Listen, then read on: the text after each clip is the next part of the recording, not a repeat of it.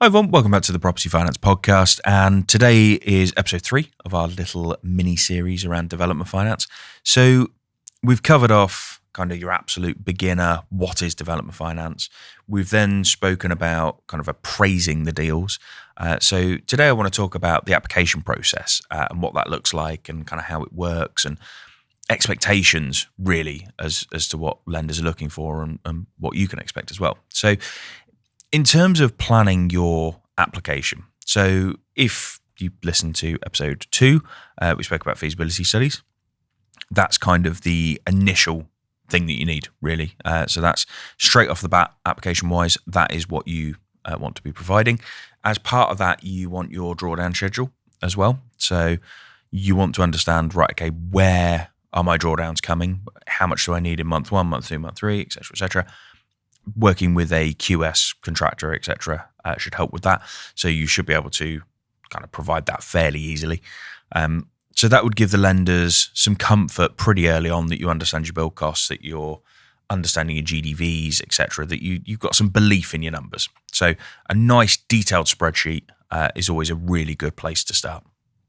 Then in terms of proof of experience, so this is, if you've got no experience, this is all about your contractor's experience. So it's almost like a sales pitch of, I haven't got any experience, but look at this guy. This guy's going to be on site doing the work at XYZ. Here's their experience. They've done XYZ. Look at them instead. What's really, really important, and I can't stress this enough to clients when sort of deals come in, is the experience needs to be relevant. And it needs to be a logical step.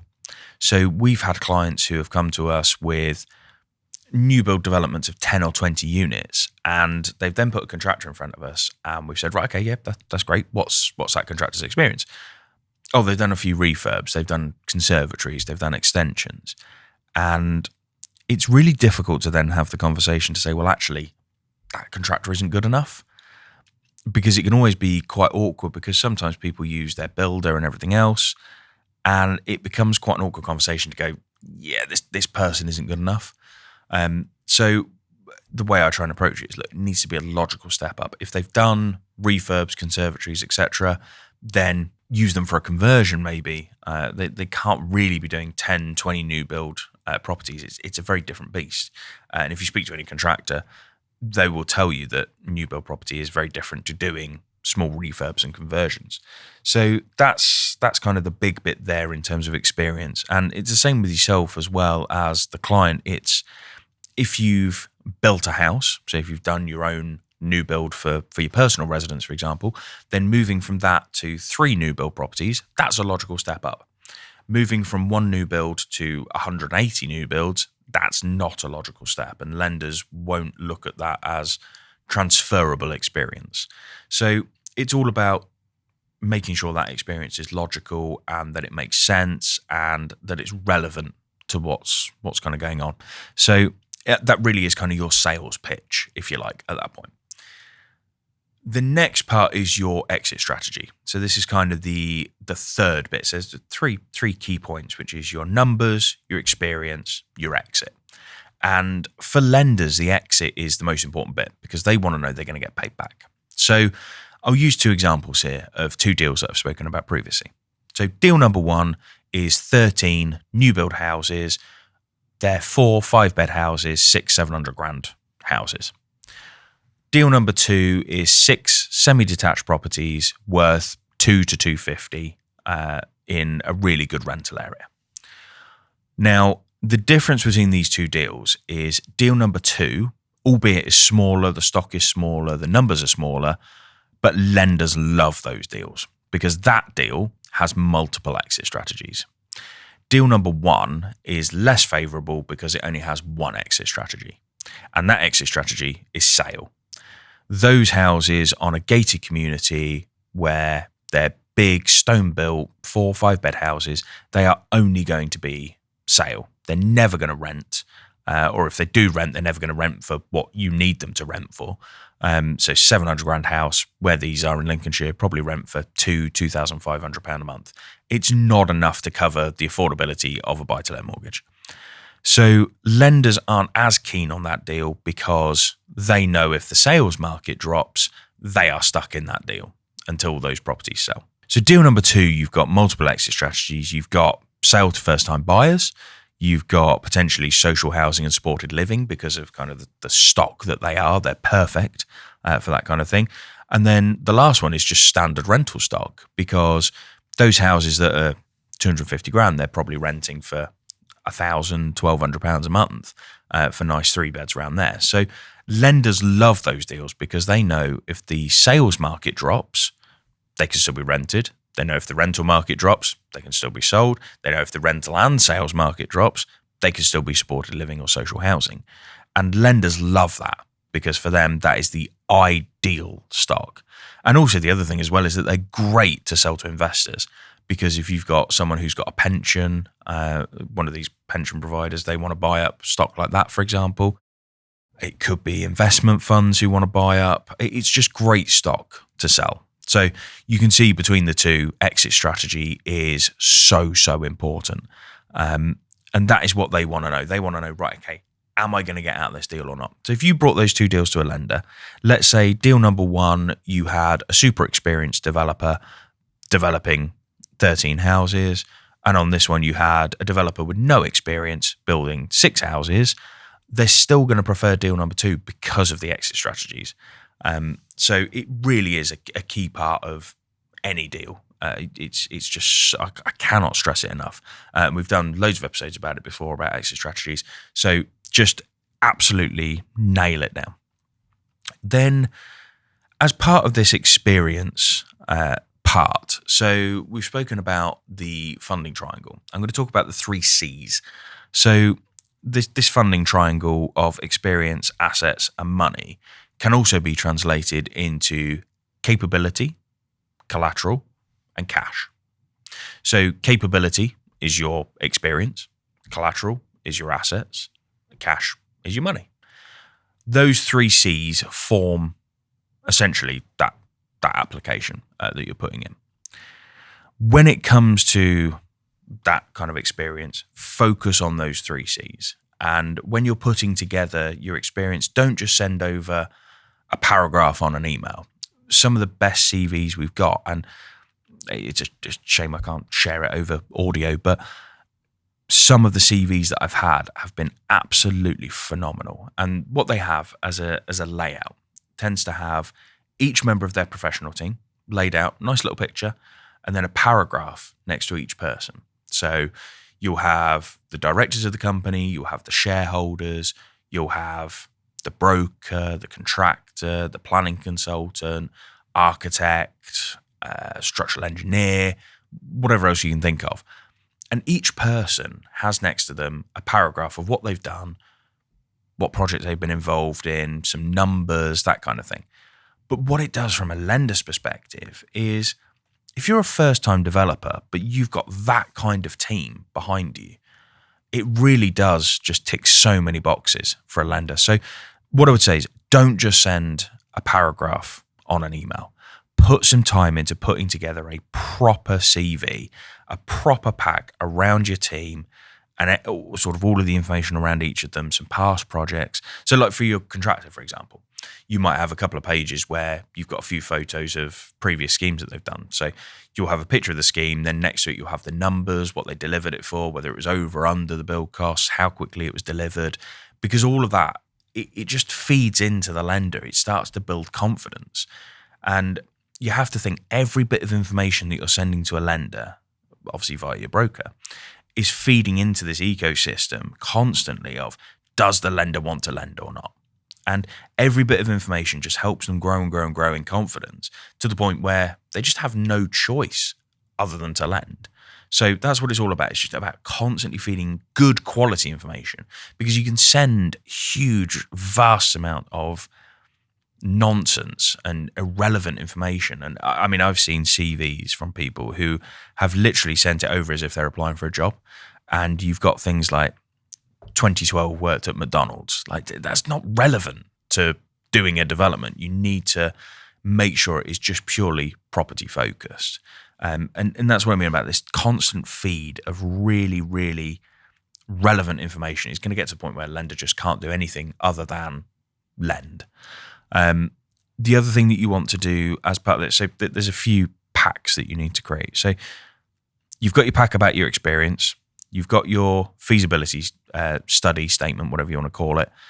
The last one that you want to create is kind of a investment pack almost. And I tell clients to create these for all deals that they're looking at, purely because, and I'll explain why, is if you're sitting in front of an investor, that investor inevitably, before they invest in you, is going to say, well, what else have you worked on?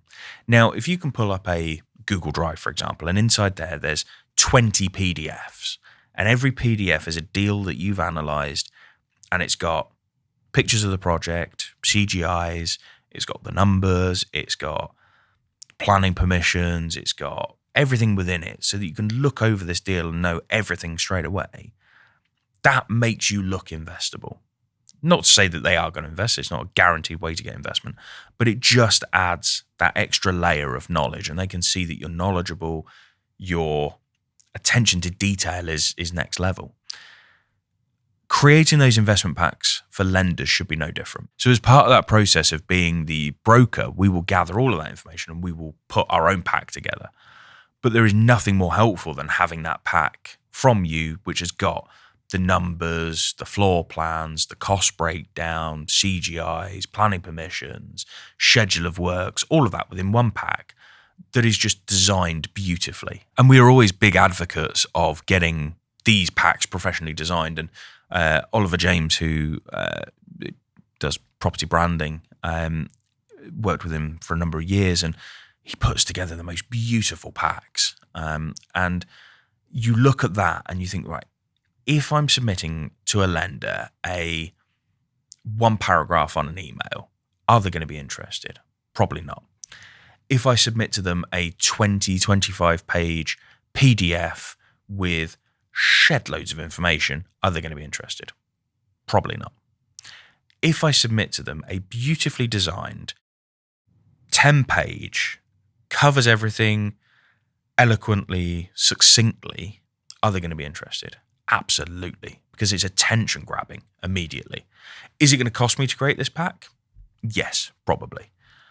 But is it worth every penny you put into it? Absolutely, because it's going to attract a different caliber of investor, lender, professional. It just will. And it just naturally brings with it a different caliber of people. So design on that element, I cannot push enough in terms of creating that pack. And like I said, we do a lot of it as the broker, but I am not a graphic designer. I am not a designer by trade. So getting someone to do that, even if you want on Fiverr, for example, if you put all of the information together, sent it over to someone on Fiverr and said, can you make me a pack out of this that looks professional, beautiful, etc., you could probably do it fairly cheaply. But we've always spoken to Ollie. He's always been great with us, and he recently did a podcast. I think he's done a podcast with us previously, but he's also just done a podcast with the Property Developer podcast as well that Scott Williams does. And a great interview. And again, he talks about the beauty of design as well. So it's worth looking at that as well. Now, when it comes to pitfalls, this is where, so we've spoken about how to put together the perfect application, but there are going to be some pitfalls. So the first one is overestimating your GDV. And that comes from not properly checking GDV with multiple agents and everything else, and just relying on Rightmove. An overestimated GDV will turn a lender off straight away, because they'll look at your numbers and they'll go, that's never going to happen. And the problem is that your GDV is one of the first numbers that they look at. If they don't believe the GDV, they're probably going to ignore the rest of the pack. The next one is underestimating build costs, which again happens if you're just relying on BCIS and things like that, just relying on comparable sort of pound a square foot in the area. You need a QS or a contractor to kind of give you some guidance on that, because most of the people we deal with, they're not builders. They don't know what it costs to build. And so relying on a QS and a builder to tell them that is fundamental. And again, if you've underestimated your build costs, the lender's not looking any further into that pack. And then the last one is weak contractor selection. And what I mean by that is We kind of spoke about contractor experience. That's one element of it. So choosing a contractor that doesn't have the relevant experience, again, massive turn off for lenders. The second one is choosing a contractor that doesn't have great cash flow, doesn't have great books. Now, Companies House is 18 months out of date. We all know that. We all understand that. Doesn't stop lenders relying on it. And it drives me mental because in 18 months, you can turn a business around pretty phenomenally. But they look at Companies House. And unfortunately, if your contractor has a crap set of books on Companies House and not much cash at hand, all that kind of thing, the first thing the lender is going to do is if you're going and saying, I'm doing £1 million development, and that contractor's cash at hand or cash in bank on Companies House says 10 grand, the lender's going to look at it and say, well, how the hell is that contractor going to cash flow £1 million worth of build costs for 10 grand? They're not going to be able to. That contractor might have £2-3 million cash in the bank at the moment that you're having that conversation, but Companies House says 10 grand. So you have to be really careful to check that out and make sure that those books look good. And it is such an awkward conversation to have with a contractor, but unfortunately, you've just got to have it. Once you've done your application, it then comes down to kind of negotiating terms with the lenders. So you've done your application, you've put all of this beautiful stuff together, leave the negotiation to the broker.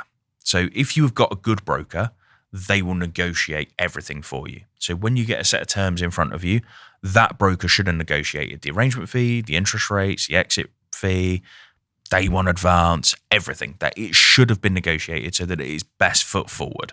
There shouldn't really be anything else to negotiate from there.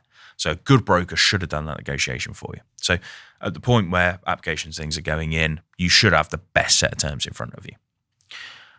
As part of that kind of application process, again, things like personal guarantees, debentures, all of your securities are going to be analysed as well. Now, we're going to cover those in the next episode in terms of security, but it's something to be aware of that at that stage, that's where kind of your personal guarantees and everything else start to be looked into in more detail, because part of that application is putting forward your assets and liabilities, etc., which obviously lenders then look and go, if you've got nothing in the bank and no assets, that's where it kind of flags up for the first time. So hopefully that's been really helpful and informative. This series is definitely some of my longest content, I think. But please, if you have enjoyed it, we're halfway through now. So if you have enjoyed it, please like and share. Please share it on social media. We've started getting comments on Spotify, which has been great. That's a new thing that I've never had before. So please do comment on Spotify if you're there. Leave reviews on Apple Podcasts, Spotify, all the usual places. Watch it on YouTube. Help us get our YouTube channel pumping as much as possible. But otherwise, thank you so much for watching, and I will catch you on the next one.